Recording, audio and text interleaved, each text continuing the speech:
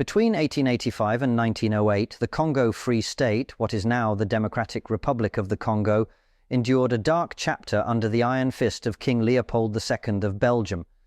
This era was marked by harrowing atrocities driven by the state's labor policies designed to exploit the region's natural rubber resources for European markets.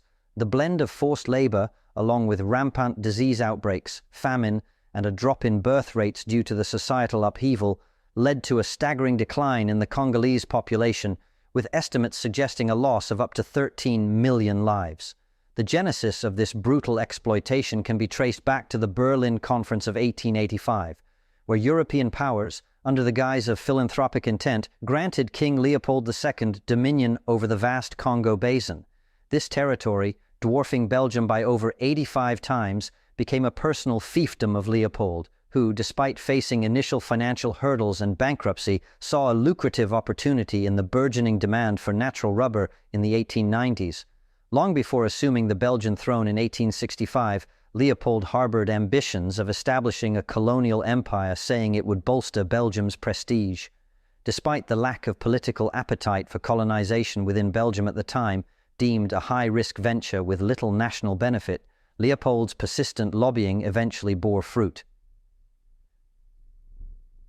Engaging the famed explorer Henry Morton Stanley, Leopold mapped out his imperial vision in Africa, leading to the establishment of the International African Association, a charitable front for his exploitative ambitions, ostensibly set up to provide humanitarian and civilizing aid to the native populations.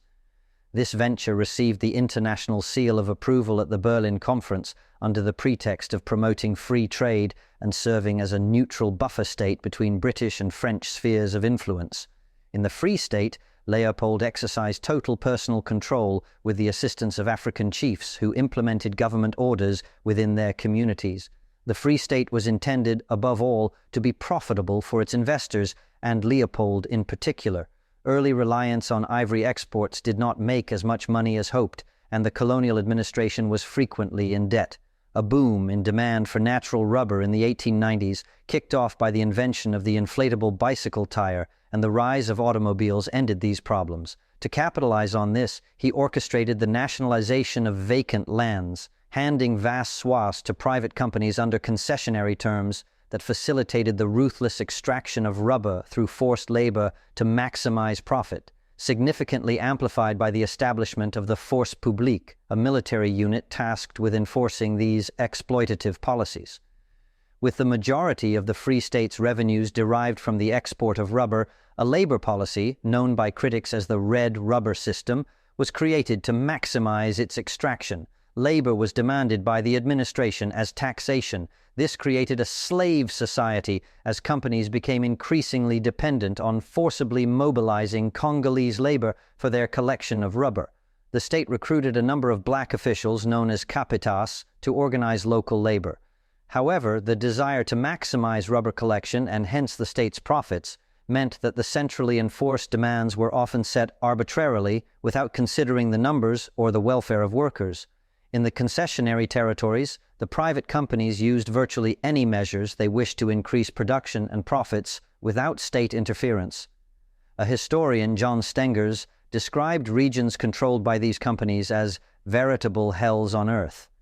Rubber harvesters were usually compensated for their labor with cheap items, such as a cloth, beads, a portion of salt, or a knife. On some occasion, customary chiefs who ordered his subjects to gather rubber was rewarded with slaves. Dissenters were beaten or whipped, while hostages were taken to ensure prompt collection, and punitive expeditions were sent to destroy villages which played hardball. This led to a collapse of Congolese economic and cultural life, as well as farming.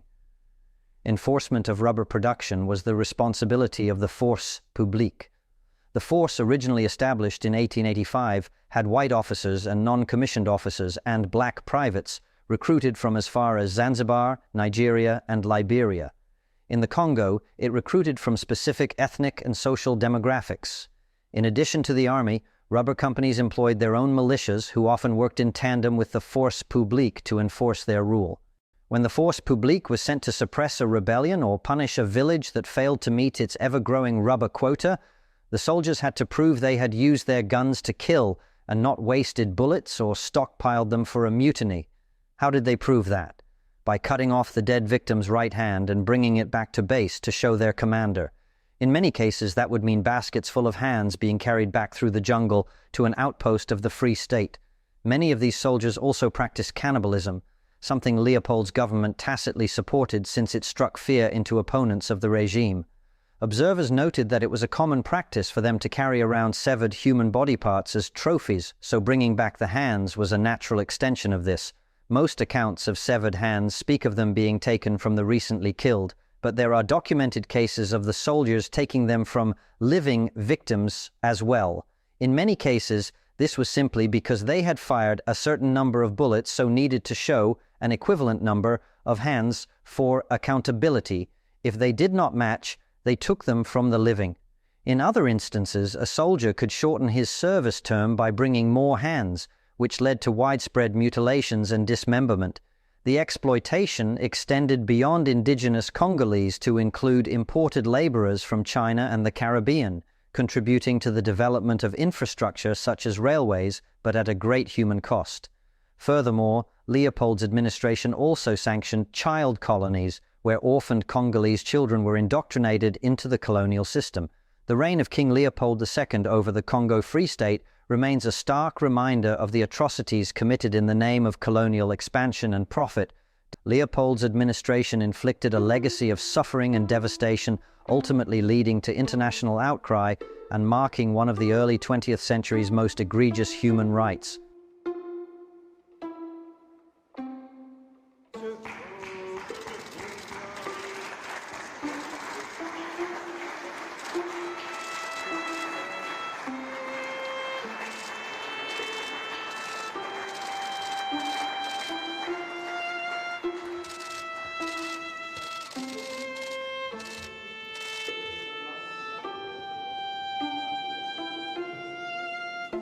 Le régime colonial, comme tel, était basé sur l'exploitation et la domination.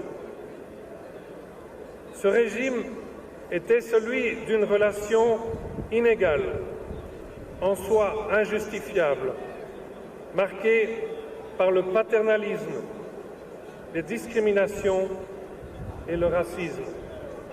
Il a donné lieu à des exactions et des humiliations. À l'occasion de mon premier voyage au Congo, ici même, face au peuple congolais et à ceux qui aujourd'hui encore en souffrent, je désire réaffirmer mes plus profonds regrets pour ces blessures du passé.